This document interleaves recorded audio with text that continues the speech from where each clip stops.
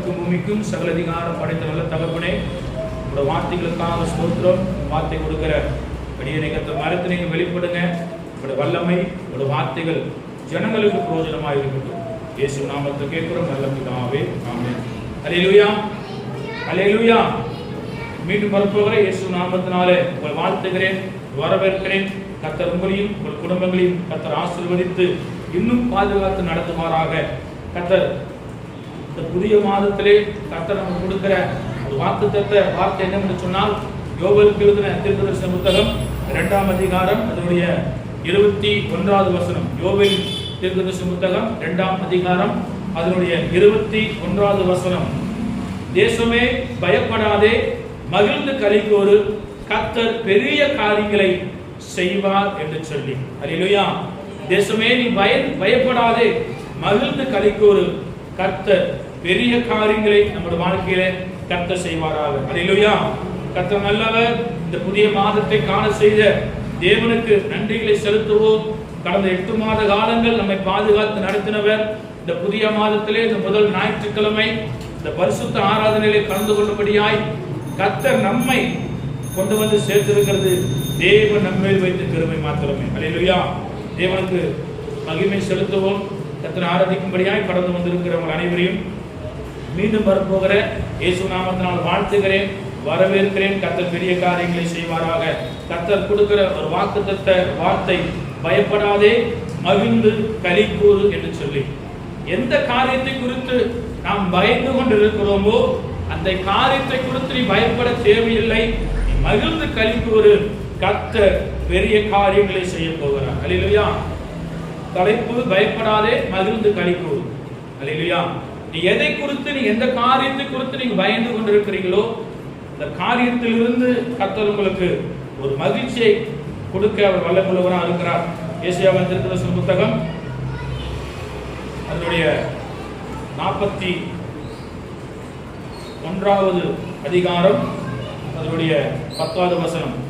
ஏசாயா தீர்க்கதரிசன புத்தகம் 41 அதனுடைய 10. நீ பயப்படாதே, நான் உன்னுடனே இருக்கிறேன். திகையாதே, நான் உன் தேவன். நான் உன்னை பலப்படுத்தி உனக்கு சகாயம் பண்ணுவேன். என் நீதியின் வலது கரத்தினால் உன்னை தாங்குவேன். அல்லேலூயா. அதே 13-14 வாசிக்கலாம். உன் தேவனாய் இருக்கிற கர்த்தராகிய நான் உன் வலது கையை பிடித்து பயப்படாதே, நான் உனக்கு துணை நிற்கிறேன் என்று சொல்லுகிறேன். யாக்கோபு என்னும் சிறு பூச்சியே, இஸ்ரவேலின் சிறு கூட்டமே, பயப்படாதே, நான் உனக்கு துணை நிற்கிறேன். அல்லேலூயா, அல்லேலூயா. இந்த 41வது அதிகாரம் நான் சொல்றேன். நான் வசனம் எடுக்க ஆரம்பிக்கும் போது எனக்கு இந்த வார்த்தை ஞாபகம் வந்தபடியால் இவங்க மத்தியில் சொல்றது நான் இன்னும் நோட்ஸ் பண்ணி எடுத்து வைக்கல. நீ பயப்படாதே, உன்னோடு கூட இருக்கிறேன். ஏனென்றால் நீ எந்த காரியத்தை குறித்து நம்ம பயந்து கொண்டிருக்கிறோமோ அந்த காரியத்திலிருந்து கர்த்தர் நமக்கு ஒரு மகிழ்ச்சியை கொடுக்கிறார் என்று சொன்னால், ஒரு கொடுக்கிற வாக்கு தத்தங்கள் ஒன்றும் வெறுமையாய் இதுவரைக்கும் கர்த்தர் அவரிடத்து திரும்பி வந்ததில்லை. ஏசாயா சொல்லுகிறார், இஸ்ரவேல் ஜனங்களுக்கு, யாக்கோபு என்னும் பூச்சியே, இஸ்ரவேலின் கூட்டமே, பயப்படாதே, நான் உனக்கு துணை நிற்கிறேன் என்று சொல்லி. யாருக்கு அவர் துணை நிற்கிறார் என்று சொன்னால், பயந்து இருக்கிற தேவ பிள்ளைகளுக்கு அவர் துணையா இருக்கிறார் என்று சொல்லி. இஸ்ரவேல் ஜனங்கள் தேவனை விட்டு அந்நிய தேவர்களை ஆராதித்துக் கொண்டிருந்த சமயத்திலே, அடிமைத்தனத்திலே இருந்த இஸ்ரவேல் ஜனங்கள் பயந்து கொண்டிருந்த போது ஏசாயா தீர்க்கதரிசியை கொண்டு சொல்லுகிறார், யாக்கோபின் பூச்சியே, இஸ்ரவேலின் சிறு கூட்டமே, நீ பயப்படாதே, நான் உனக்கு துணை நிற்கிறேன் என்று சொல்லி. அதே வசனம் அதே அதிகாரத்துல மேல சொல்லப்பட்டிருக்கிறது, நான் உன் வலது கையை பிடித்து பயப்படாதே, நான் உனக்கு துணை நிற்கிறேன் என்று சொல்லி. அதே 10ல சொல்லப்பட்டிருக்கிறது, நான் உன்னோடு இருக்கிறேன், திகையாதே, நான் உன் தேவன், உன்னை பலப்படுத்தி உனக்கு சகாயம் பண்ணுவேன், என் நீதியின் வலகரத்தினால் உன்னை தாங்குவேன் என்று சொல்லி. அல்லேலூயா. 3 வாக்குத்தத்த வார்த்தைகள் தான். ஆனா 3 வார்த்தைகளும் வித்தியாசம். 2 வார்த்தைகள் எப்படியா ஒரே போல இருக்கு. நீ பயப்படாதே, நான் உனக்கு துணையா நிற்கிறேன். நீ பயப்படாதே, நான் உனக்கு துணையா நிற்கிறேன் என்று சொல்லி. அல்லேலூயா. நம்ம எந்த காரியத்தை குறித்து, எதை குறித்து நம்ம பயந்து கொண்டிருக்கிறோமோ அந்த காரியத்திலிருந்து கர்த்தர் நமக்கு மகிழ்ச்சியை கொடுக்க வல்லமையுள்ளவராக இருக்கிறார். எத்தனை பேர் விசுவாசிக்கிறீங்க? அல்லேலூயா. அல்லேலூயா. நான் பயந்து பயந்து எத்தனை காலம் தான் நான் பயந்து பயந்து ஆண்டவரே இந்த பாவத்துக்கு நான் பயந்து, இந்த காரியத்துக்கு பயந்து,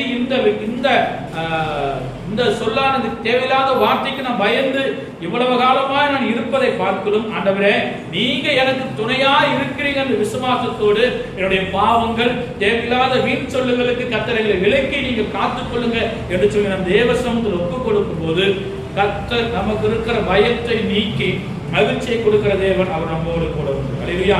இங்க ஒரு ஸ்திரீ பயந்து கொண்டிருக்கிறான். யாரை குறித்து பயந்து கொண்டிருக்கிறார் என்று சொன்னால், தன்னுடைய பிள்ளைகளை குறித்து பயந்து கொண்டிருக்கிறார். 2 ராஜாக்களின் புஸ்தகம் அதனுடைய 4ஆம் அதிகாரம் எடுத்துக்கொள்ளலாம். 2 ராஜாக்களின் புஸ்தகம் அதனுடைய 4ஆம் அதிகாரம் அதனுடைய 1வது வசனம். 2 ராஜாக்களின் புஸ்தகம் 4ஆம் அதிகாரம் அதனுடைய 1வது வசனம். தீர்க்கதரிசிகளுடைய புத்திரரில் ஒருவனுக்கு மனைவியாயிருந்த ஒரு ஸ்திரீ எலிசாவை பார்த்து, உமது அடியனாகிய என் புருஷன் இறந்து போனான், உமது அடியான் கர்த்தருக்கு பயந்து நடந்தான் என்பதை அறிவேன். கடன் கொடுத்தவன் இப்போது என் 2 குமாரரையும் தனக்கு அடிமைகளாக்கிக் கொள்ள வந்தான். இங்கே ஒரு ஸ்திரீ பயந்து கொண்டிருக்கிறான். எதற்காக பயந்து கொண்டிருக்கிறான்? தன்னுடைய பிள்ளைகள் அடிமைத்தனத்துக்குள்ளே போகும்படியாய் கடன் கொடுத்தவன் கடனை திருப்பி கேட்கும்போது அது கொடுப்பதற்கு அவளிடத்திலே இல்லை.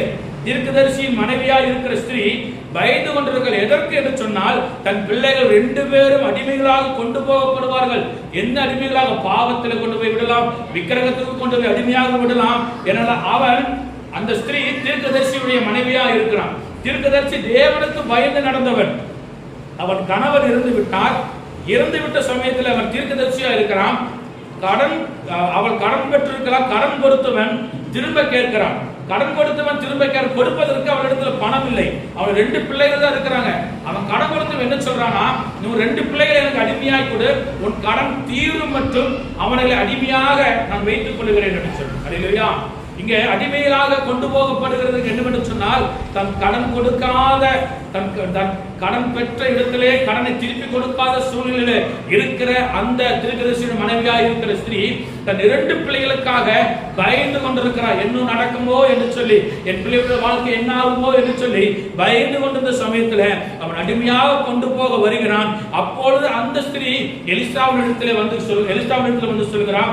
எலிசாவை பார்த்து, என் புருஷன் இறந்து போனான், அவன் தீர்க்கதரிசியா இருக்கிறான், உமது அடியான் கர்த்தருக்கு பயந்து நடந்தவன். அல்லேலூயா. அந்த தீர்க்கதரிசி யாரா இருக்கிறானா? கர்த்தருக்கு பயந்து நடந்தவர். ஒரு தீர்க்கதரிசி வீட்டில் ஒரு குழப்பமான காரியம் வருது, ஒரு போராட்டம் வருது. ஆனா அந்த போராட்டத்தில் இருந்து விடுதலை கொடுப்பதற்கு அவ யாரை தேடி போன? மற்ற உறவினர்களை தேடி போகல, மற்ற மனுஷர்களை தேடி போகல. அவ யாரை தேடி போனா? தேவ மனிதனா இருக்கிற எலிசாவை அவள் தேடி போகிறான். எலிசா தேடி போன போது அவன் சொல்லுகிறான், என்னுடைய கணவனால் கர்த்தருக்கு பயந்து உண்மையாய் நடந்த மனுஷன். அவளுடைய கணவனை குறித்து கணவனை குறித்து சொல்லுகிறான், உமது அடியான் கர்த்தருக்கு பயந்து நடந்தான் என்று. தேவனுக்கு பயந்து உண்மையா இருந்த தேவ மனுஷன் வீட்டிலே பயந்து கொண்டிருக்கிற அவளுடைய மனைவியா இருக்கிற அந்த ஸ்திரீ என்ன செய்வேன் என்று சொல்லி தெரியாது. அவள் எலிசாவினிடத்திலே போய், தேவ மனிதனிடத்திலே போய் கேட்கிறான், எலிசாவே, தேவ மனிதன் என்ன செய்ய வேண்டும்? நான் இப்படிப்பட்ட சூழ்நிலை இருக்கிறேன். கடன் கொடுத்தவன் பிள்ளைகளை அடிமைகளாக கொண்டு போக வருகிறான். அடிமைகளாக கொண்டு போகப்பட்டான். அவன் வீட்டில் அடிமையாக வைக்கலாம் அல்லது வேற தேசத்துக்கு அடிமையாக கொண்டு போகலாம். ஆனாலும் தன் பிள்ளைகளை விட்டு கொடுக்காதபடிக்கு அந்த தாயாருடைய இருதயத்தை எலிசா கண்டபோது எலிசா கேட்கிறான். எலிசா அவரை நோக்கி, நான் உனக்கு என்ன செய்ய வேண்டும்? எலிசாவுக்கு எல்லாம் தெரியும். இப்படி எல்லாம் சொன்னதுக்கு அப்புறம் அடிமையாக கொண்டு போனா என்ன நடக்கும்? அடிமைத்தனத்தில் இருந்த போது ஜனங்கள் எவ்வளவு பாடுகள் பட்டாங்க என்று சொல்லி எலிசாவுக்கு நல்லா தெரியும். எலிசா கேட்கிறான், நான் உனக்கு என்ன செய்ய வேண்டும்? என்ன செய்ய வேண்டும் என்று சொன்னால், வீட்டிலே என்ன இருக்கிறது என்று சொல்லி கேட்கிறேன். உன்னுடைய வீட்டில் என்ன இருக்குது? இப்போ நம்ம இடத்துல வந்து ஒரு உதவி கேட்குறாங்க, ஒரு கூலிக்காரன் வந்து வீட்டில் என்ன இருக்குது அப்படின்னு சொல்லும்போது நாம் உண்மையை சொல்ல வேண்டும். இங்கே அந்த ஸ்திரீ என்ன செய்யறான்? எலிசா கேட்ட போது அவர் சொல்லுகிறான், ஆண்டவனே, என்னிடத்தில் எண்ணெய் மட்டும் இருக்கிறது என்று சொல்லி. பாருங்க 2வது வசனம். எலிசா அவரை நோக்கி, நான் உனக்கு என்ன செய்ய வேண்டும்? வீட்டில் உன்னிடத்தில் என்ன இருக்கிறது சொல் என்றான்.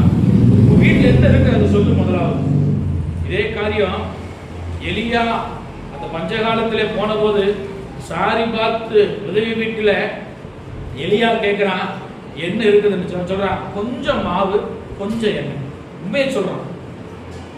எலியாவிடத்துல சாரிபாத் உதவி என்ன சொல்றாரு, உண்மையை சொல்றான்.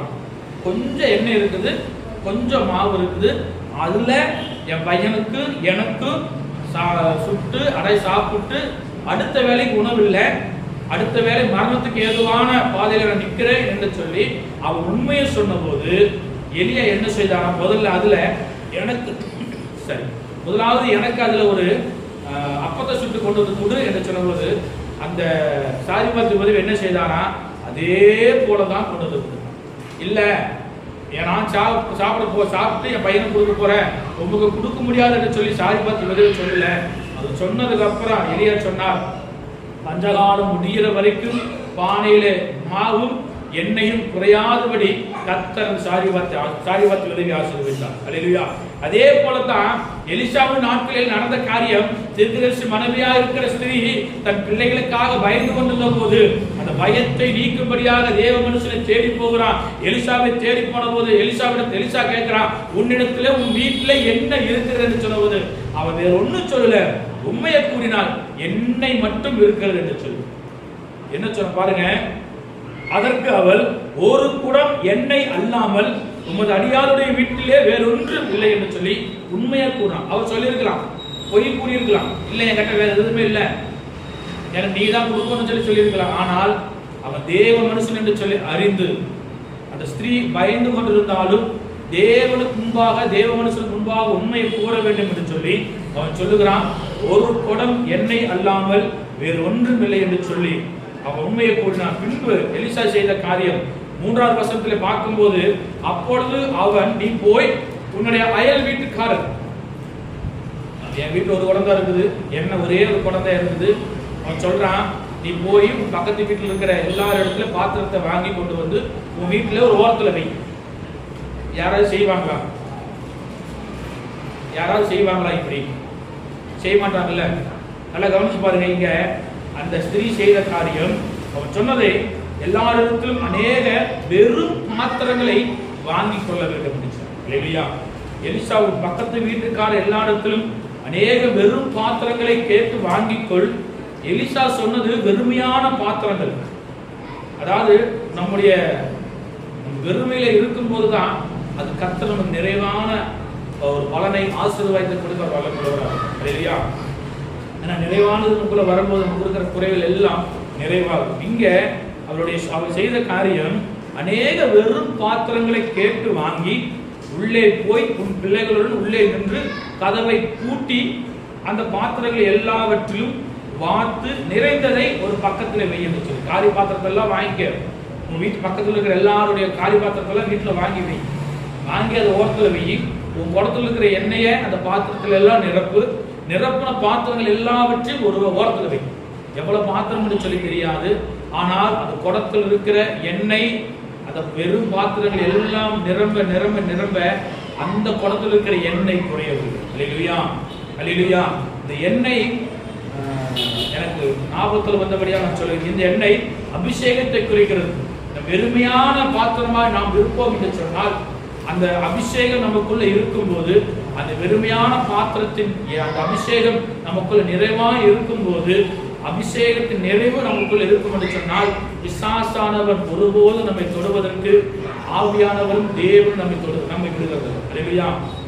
வெறுமையான பாத்திரம் இருக்கும் என்று சொன்னால், மத்தேயு எழுதின சுவிசேஷ புத்தகத்தில் ஒரு வசனம் உண்டு.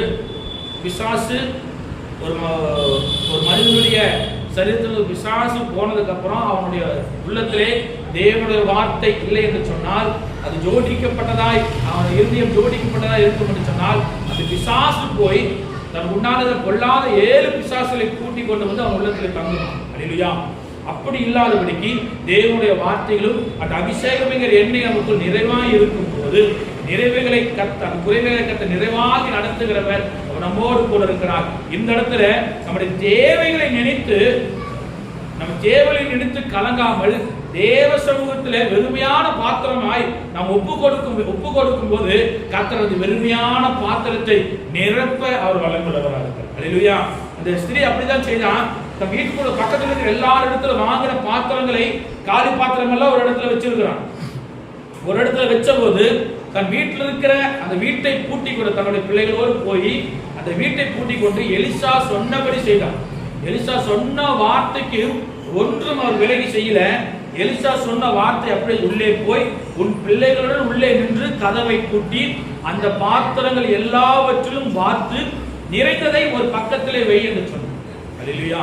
எண்ணெய் ஊற்றின பாத்திரம் எல்லாம் காலியா இருக்கிற பாத்திரம் ஒரு இடத்துல, எண்ணெய் நிறைஞ்ச பாத்திரம் எல்லாம் ஒரு இடத்துல வை என்று சொன்ன போது அவளும் அவ்விடத்திலிருந்து போய் தன் பிள்ளைகளுடனே கதவை பூட்டி கொண்டு இவர்கள் பாத்திரங்களை அவளிடத்தில் கொடுக்க அவள் அவைகள் வார்த்தாள் என்று சொல்லினார். அல்லேலூயா. உன் பிள்ளைகளோடு பூட்டிக்க, பூட்டி உன்னை தேவ சமூகத்துல நீ ஒப்பு கொடுக்கும் போது, வீட்டு கதவுக்குள்ள, அதாவது ஒப்பு கொடுக்கும் போது மத்திய சுவிசேஷ புத்தகத்தில் சொல்லப்பட்டிருக்கிறது, நீ ஜெபிக்கும் போது உன் அறை வீட்டை பூட்டிக் கொண்டு நீ அந்தரங்கத்தில் பார்க்கிற உன் பிதா உனக்கு வெளியரங்கமாய் பதிலளிப்பார். அல்லேலூயா. நம்ம வெறுமையான பாத்திரமா இருக்கலாம், ஆனால் இந்த இடத்துல அந்த ஸ்திரீ தன்னுடைய பிள்ளைகளுக்காக பயந்து இருந்த போது கர்த்தர் அந்த பயத்தை நீக்கி அந்த ஸ்திரீக்கு மகிழ்ச்சியை கட்டளையிட்டார் என்று சொல்லி பார்க்கிறோம். உன் பிள்ளைகளோடு கதவை பூட்டிக்கொள்.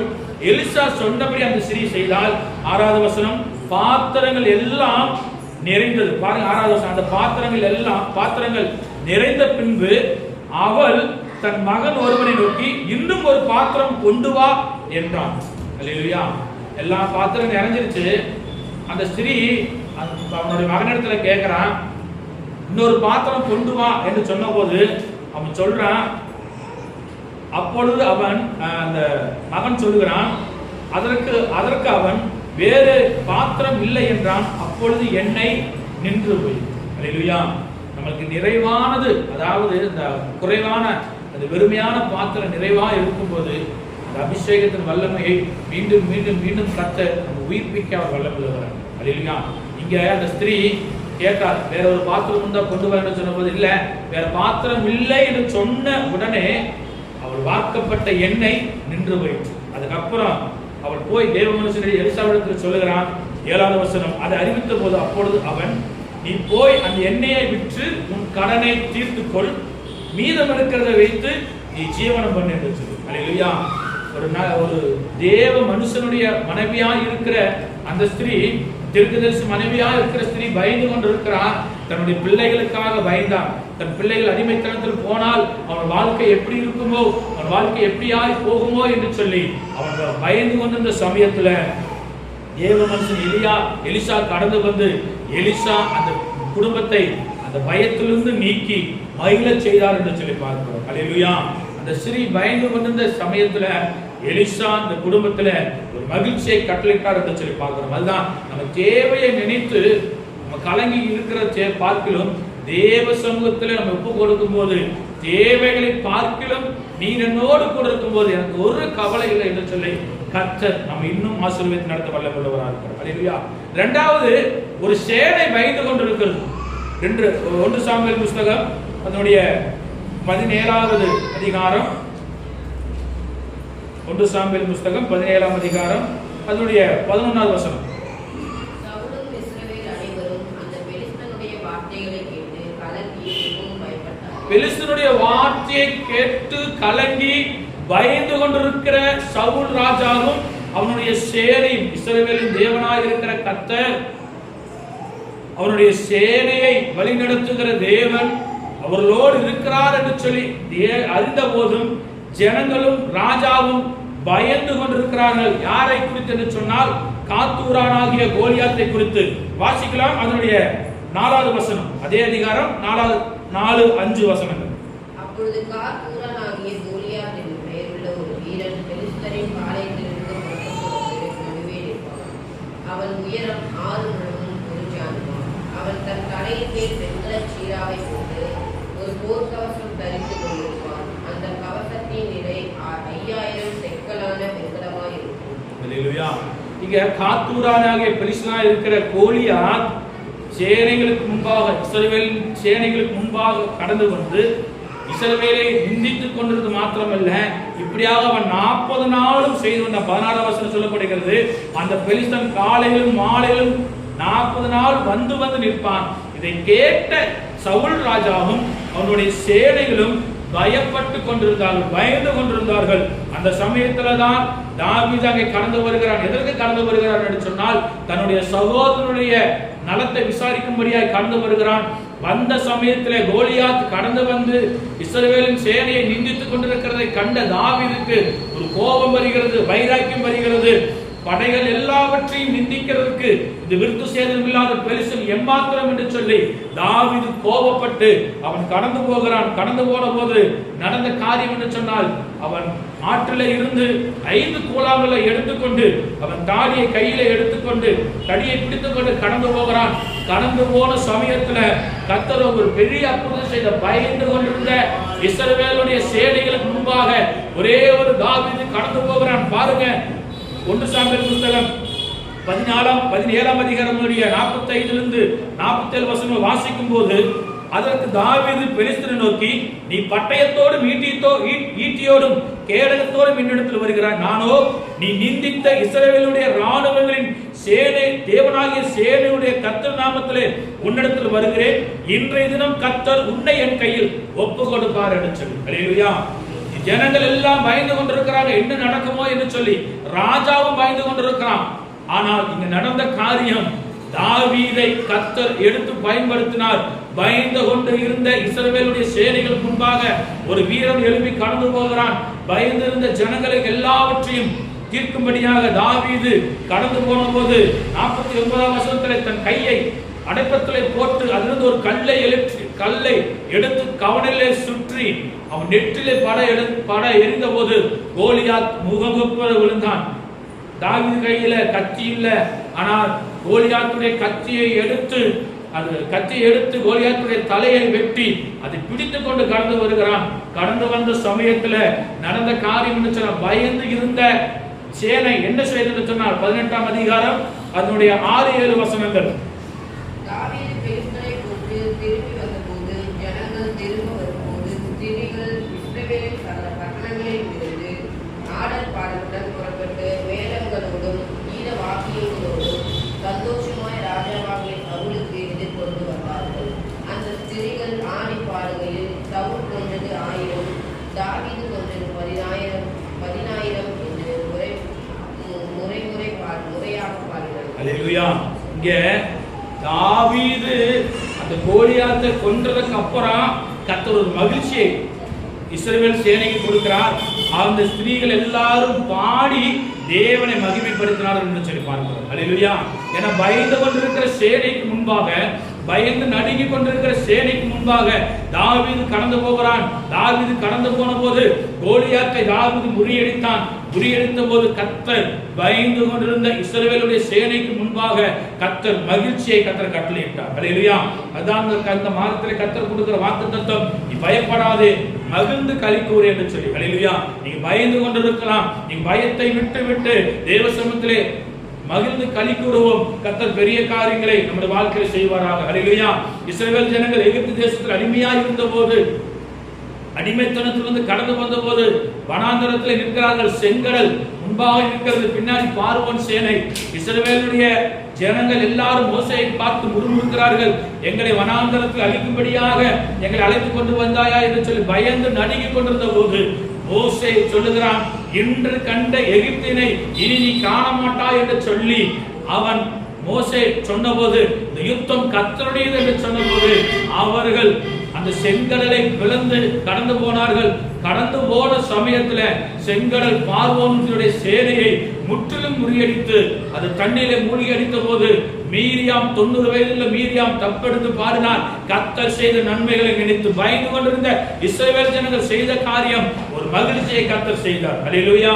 நம்முடைய வாழ்க்கையிலும் நம்ம எதை குறித்து பயந்து கொண்டிருக்கிறாங்களோ அந்த பயத்திலிருந்து கர்த்தர் உங்களுக்கு மகிழ்ச்சியை கர்த்தர் கொடுக்க அவர் பெரியவராக இருக்கிறார். அது மாத்திரமல்ல, யோசேப்பு ராஜா பயந்து கொண்டிருக்கிறான். அந்த பயந்து கொண்டிருந்த சமயத்துல யுத்தம் செய்கிற வீரர்களுக்கு முன்பாக துதிக்கும் வீரரை அவன் நிறுத்தினான். அவன் துதி செய்ய தொடங்கின போது அவர்களுக்கு விரோதமாய் எழும்பி வந்த அந்த யுத்த வீரர்களை கர்த்தர் கர்த்தர் ஒன்றுமில்லாமல் நிர்மூலமாக்கினார். அவன் கர்த்தர் மகிழ்ச்சியாய் நடத்தினார். நம்முடைய வாழ்க்கையிலும் கர்த்தர் ஒரு மகிழ்ச்சியான காரியங்களை செய்ய அவர் வல்லம் உள்ளவராக இருக்கிறார். அன்பு தேவஜனமே, நீ எதை குறித்து நீங்க பயந்து கொண்டிருக்கிறீர்களோ அந்த பயத்தை விட்டு தேவ சமூகத்திலே தங்களை தாழ்த்தி ஒப்பு கொடுக்கும் போது கர்த்தர் பெரிய காரியங்களை நம்முடைய வாழ்க்கையில செய்ய அவர் வல்லம் உள்ளவராக இருக்கிறார். அல்லேலூயா.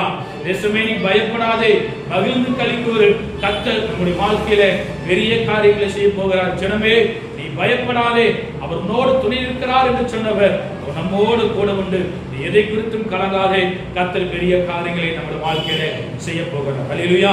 கேட்ட வார்த்தையின் பிரகாரமாய் கர்த்தர் உங்களையும் என்னையும் ஆசீர்வதிப்பார். நீ எதை குறித்து நீங்க பயந்து கொண்டிருக்கிறீர்களோ அந்த பயத்திலிருந்து கர்த்தர் ஒரு மகிழ்ச்சியை உங்களுக்கு கொடுப்பார் என்று சொல்லி நான் வார்த்தை நிறைவு செய்கிறேன். கண்களை மூடி தலைகளை தாழ்த்தி நம்ம செபிப்போம். ஆண்டவரே, எங்களோடு இடைப்பட்ட நம்முடைய வார்த்தைகளுக்காக நன்றி என்று சொல்லி அல்லேலூயா, அல்லேலூயா, அல்லேலூயா, அல்லேலூயா, அல்லேலூயா. தகப்பனே, உமக்கு நன்றி ஆண்டவரே. ஸ்தோத்திரம், ஸ்தோத்திரம், ஸ்தோத்திரம்.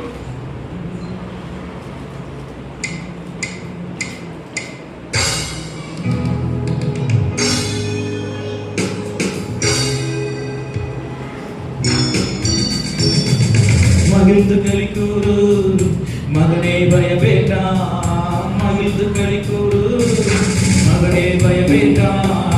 மன்னவனேசு உன் நடுவில் பெரிய காரியம் செய்திடுவார். மன்னவனேசு நம் நடுவில் பெரிய காரியம் செய்திடுவார். மகிழ்ந்து களிக்கூறு மகனே, பயவேண்டாம். மகிழ்ந்து களிக்கூறு மகளே, பயவேண்டாம். மன்னவனேசு உன் நடுவில் பெரிய காரியம் செய்திடுவார். மன்னவனேசு நம் நடுவில் பெரிய காரியம் செய்திடுவார். தேவையை நினைத்து திகையாதே, தெய்வத்தை பார்த்து நன்றி சொல்லு. தேவையை நினைத்து திகையாதே, தெய்வத்தை பார்த்து நன்றி சொல்லு. கொஞ்சத்தை கண்டு கொள்பாதே, கொடுப்பவர் என்று கொண்டாடு. கொஞ்சத்தை கண்டு கொள்பாதே, கொடுப்பவர் என்று கொண்டாடு. மகிழ்ந்து களிக்கூறு மகனே, பயவேண்டாம். மகிழ்ந்து களிக்கூறு மகளே, பயவேண்டாம். மன்னவனேசு நம் நடுவில் பெரிய காரியம் செய்திடுவார். மன்னவனேசு நம் நடுவில் பெரிய காரியம் செய்திடுவார். மன்னவனேசு நம் நடுவில் பெரிய காரியம் செய்திடுவார். நீ தேவையை நினைத்து நீங்க திகையாதே, அவர் கொடுப்பவர் நம்மோடு கூட இருக்கிறார். அதை நினைத்து மகிழ்ந்து பாடுவோம். கர்த்தர் பெரிய காரியங்களை நம்முடைய வாழ்க்கையில் செய்வாராக. வானத்திற்கும் பூமிக்கும் சகல அதிகாரம் படைத்த எங்கள் நல்ல தகப்பனே, இந்த மாதத்தின் முதல் நாளிலே நீர் கொடுத்த நம்முடைய வாக்குத்தத்த வார்த்தைகளுக்காக நாங்கள் நன்றி செலுத்துகிறோம். தகப்பனே, பயப்படாதே, மகிழ்ந்து களிக்கூறு என்று சொல்லி எங்களோடு நீர் பேசின எங்களுடைய வார்த்தைகளுக்காக நன்றி. ஆண்டவரே, நாங்கள் எதை குறித்து பயந்து கொண்டிருக்கிறோமோ அந்த பயத்திலிருந்து எங்களுக்கு ஒரு விடுதலை கொடுங்க. கர்த்தர் பெரிய காரியங்களை எங்களுடைய வாழ்க்கையில் செய்யும்படியாக நாங்கள் ஜெபிக்கிறோம். ஆண்டவரே, இந்த வார்த்தை கேட்டுக்கொண்டிருக்கிற ஒவ்வொரு தேவ பிள்ளைகளுடைய வாழ்க்கையில் இருக்கிற பயங்கள் எல்லாம் நீக்கி இது அற்புதங்களை கர்த்தர் செய்யும்படியாக நாங்கள் ஜெபிக்கிறோம். ஆராதனை கலந்து கொண்டிருக்கிற ஒவ்வொரு தேவ பிள்ளைகளையும் கர்த்தர் ஆசீர்வதிங்க. பெரிய காரியங்களை இந்த பிள்ளைகளுடைய வாழ்க்கையில் செய்யும்படியாக நாங்கள் ஜெபிக்கிறோம். உங்களுடைய கருத்தில் தாழ்த்துகிறோம். இயேசு நாமத்தில் கேட்கிறோம் எங்கள் ஜீவன் நல்ல பிதாவே, ஆமென். ஆத்துமாவே கர்த்தரை ஸ்தோத்திரி, என் முழுவதுமே பரிசுத்த நாமத்தை ஸ்தோத்திரி. ஆத்துமாவே கர்த்தரை ஸ்தோத்திரி, கர்த்தர் செய்த சகல உபகாரங்கள் மறவாதே. ஆமென். நம்முடைய கர்த்தராகிய இயேசு கிறிஸ்துவின் கிருபையும் பிதாவாகிய தேவனுடைய அன்பும் பரிசுத்த ஆவியானவருடைய அன்பினையும் இன்றும் மீண்டும் சதா காலங்களிலும் நம் அனைவரோடும் கூட இருப்பதாக. ஆமென். அல்லேலூயா, அல்லேலூயா, அல்லேலூயா.